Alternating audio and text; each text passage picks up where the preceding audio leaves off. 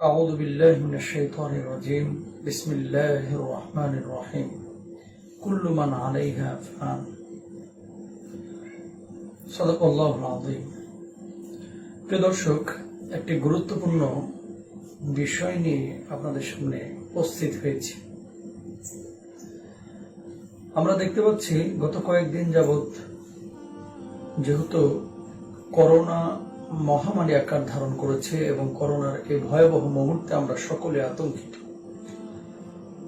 কেউ বা চিন্তিত আমরা যে না জানি কখন আমরা নিজেরাই আক্রান্ত হয়ে যাই, কেউ বা চিন্তিত আমরা যে আল্লাহ সুবহানাহু ওয়া তাআলা আর কতদিন আমাদেরকে এভাবে ঘরে বন্দী করে রাখবেন।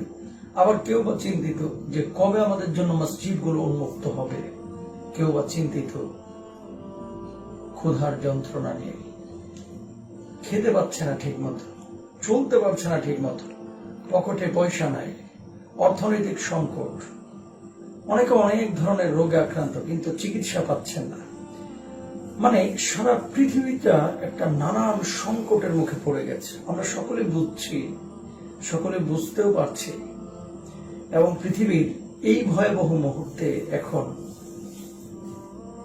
কি আমেরিকা, কি চীন, কি ভারত, কি অস্ট্রেলিয়া, কি কানাডা, সবার মাথায় একটাই চিন্তা, কবে এই ভয়াবহতা দূরীভূত হবে। প্রিয় দর্শক, আপনারা নিশ্চয় জানেন যে বর্তমানে যে পরিমাণ পারমাণবিক বোমা ক্ষমতাধর দেশগুলিতে বিদ্যমান রয়েছে, এই বোমাগুলি দিয়ে পৃথিবীকে 25 থেকে 30 বার ধ্বংস করা যাবে, বিজ্ঞানীরা বলছে।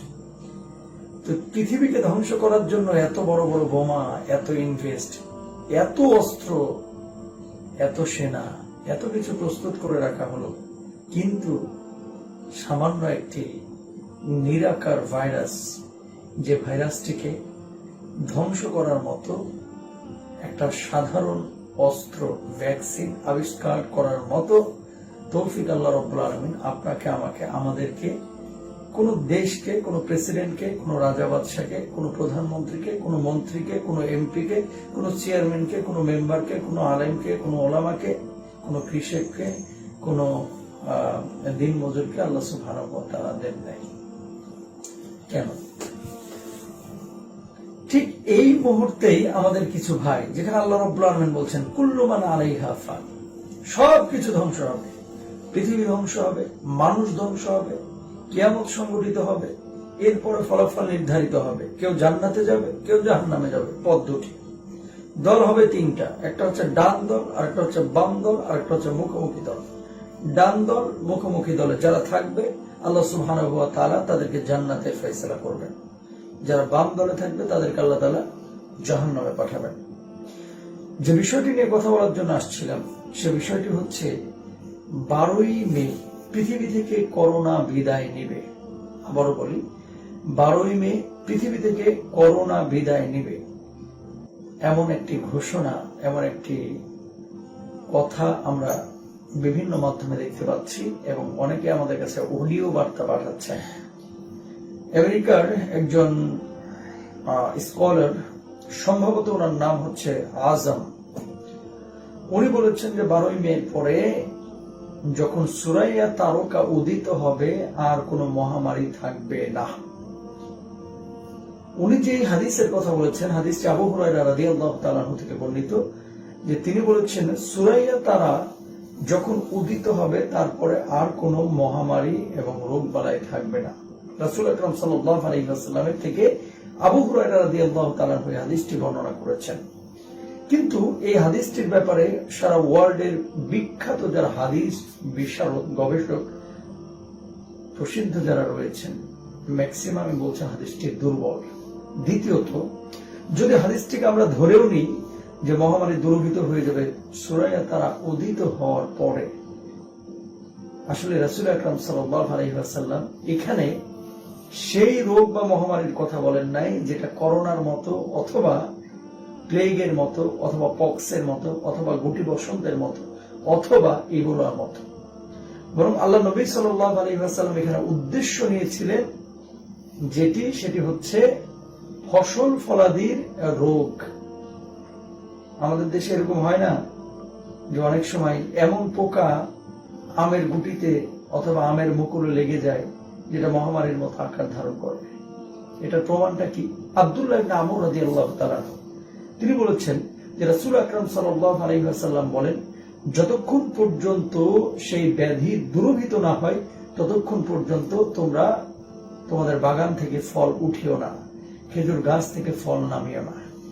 এরপর আবার আব্দুল্লাহ ইবনে ওমর রাদিয়াল্লাহু তাআলা আনহু তিনি ওসমান রাদিয়াল্লাহু তাআলা আনহু জিজ্ঞেস করা সাপেক্ষে বলছেন, রাসূল আকরাম সাল্লাল্লাহু আলাইহি ওয়াসাল্লাম বলেছেন, মানে নবীজিকে জিজ্ঞেস করা হয়েছিল যে এই ব্যাধি যাবে কবে। ঠিক আব্দুল্লাহ ইবনে আমর রাদিয়াল্লাহু তাআলা আনহু বলছেন যে এই ব্যাধি যাবে আল্লাহর নবীর কথা অনুযায়ী সূরা তারকা উদিত হওয়ার পরে।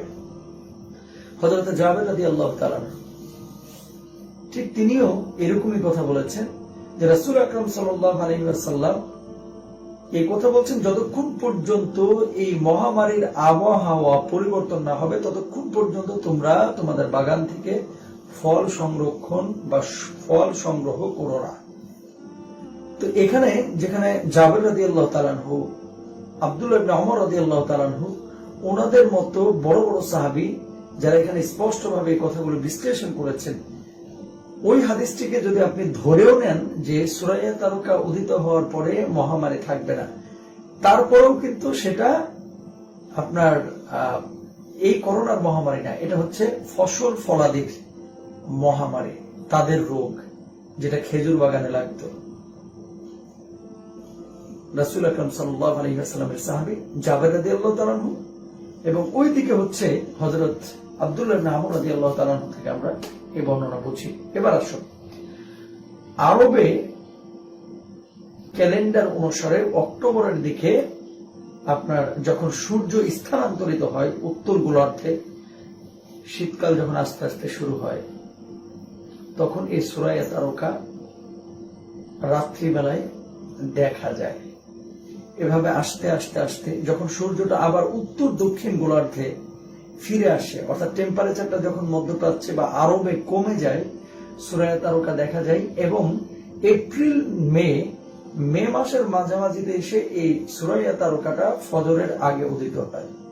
যখন উদিত হয় তখন সেই সময়টায় ওই এলাকা থেকে মহামারী দূরীভূত হয়। এই ব্যাপারে আল্লাহ রাসূল সাল্লাল্লাহু আলাইহি ওয়াসাল্লাম বলেছেন।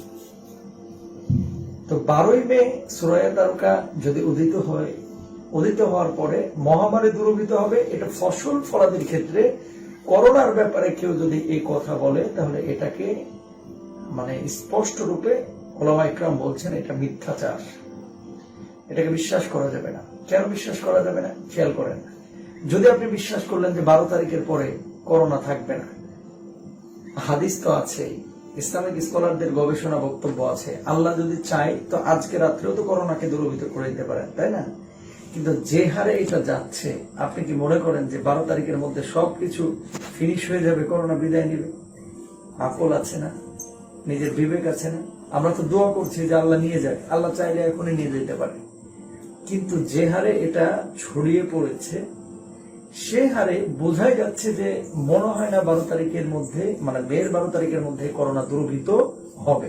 যদি হয় আলহামদুলিল্লাহ, কিন্তু সূরা তারকার সাথে এই করোনাকে জড়িয়ে দেওয়া, সম্পৃক্ত করা, এটা ডাহা মিথ্যাচার। যদি কেউ এটা করে থাকে, ওই দুর্বল হাদিস অনুসারে উনি বলেছেন, কিন্তু বলার পরে আপনার এটার উদ্দেশ্য বুঝতে হবে যে এই উদ্দেশ্যটা কি। এটা আমার কথা বলতেছে না, কিন্তু অন্যান্য সাহাবীদের কথা বলতেছে, যেটা ফসলের সাথে ফলের সাথে সম্পৃক্ত।